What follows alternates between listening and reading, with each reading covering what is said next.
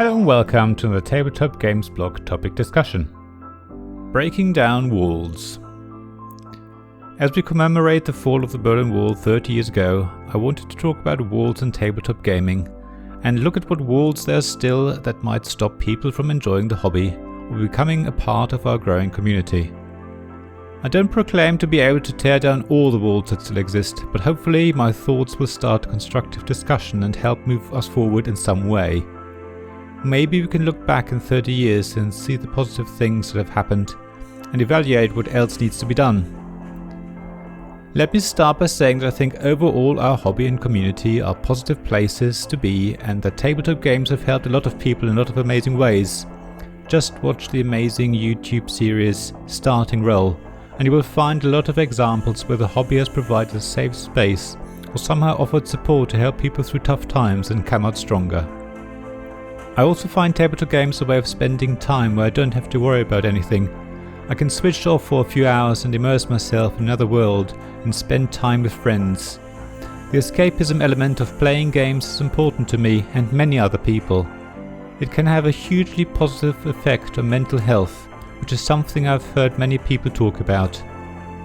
Gaming events are also ways of making new friends in a relatively easy way. You already share the same hobby and interests, so if you can find games that you all like to play, then you're on to a winner. I found this myself at the Gaming Rules meetup at this year's Essen Spiel. It was so much fun having people to join me and play games with me. In fact, games create a focus that allows people to come together and not feel pressure to talk about their worries or problems. Anne Jones of Cards or Die explained this so wonderfully in a recent episode of the Tabletop Inquisition podcast.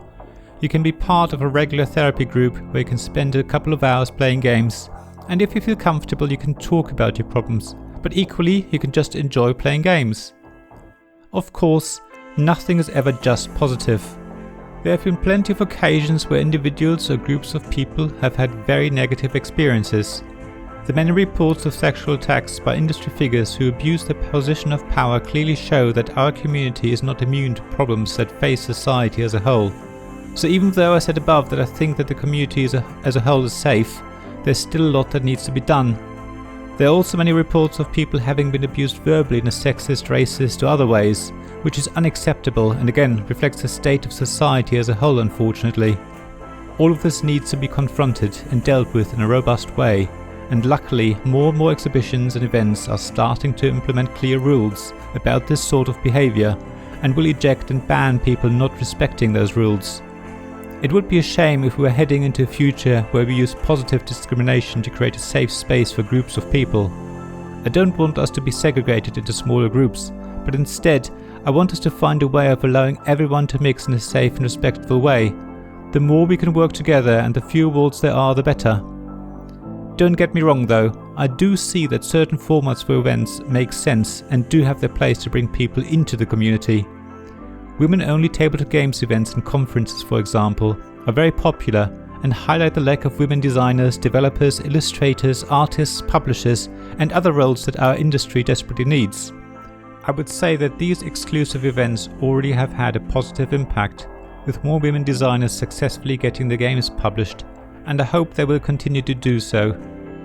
There are other groups of people who also need this positive focus to encourage a more varied community, where there's a greater mix of ideas, experiences, skills, emotions and everything else that makes our hobby a more positive and exciting place to be. What is great is that designers and publishers are starting to head in the right direction. Important things such as using a neutral pronoun, i.e. they, in rulebooks and everywhere else is becoming more and more commonplace. Yes, it's still not everywhere, but it's much better than it used to be. Colorblindness is also much more of a consideration in games, but there's still many more things that our industry needs to take more care over. Having Catherine Steppel consider blindness and making a game that uses it as a key mechanism in the game is great. Seeing Stephanie Jessup make game tutorial videos for the deaf and hard of hearing is another amazing example of how our industry is moving forward. Yet, there's a lot more to be done and it will take a long time to be standard across the industry.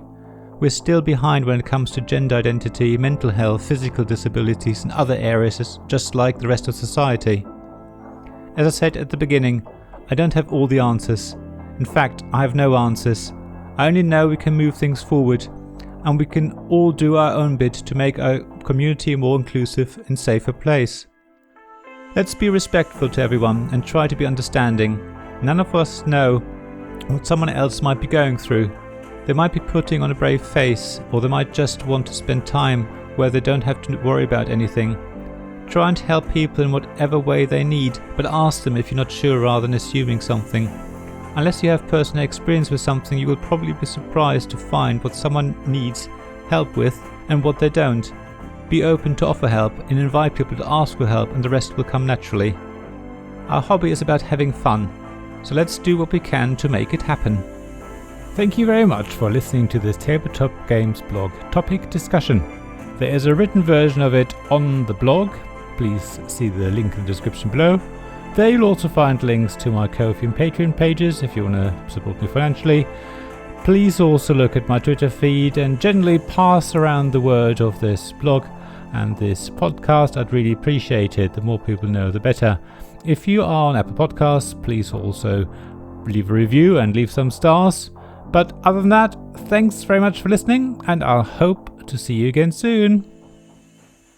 This podcast was made possible by my Patreon supporters: David Miller of Subquad Publishing, James Naylor of Naylor Games, Paul Grogan of Gaming Rules, Robin Kay of Ruined Sky Games, Sarah Reed of Undine Studios, Tim Vernick, and Richard Simpson of We're Not Wizards.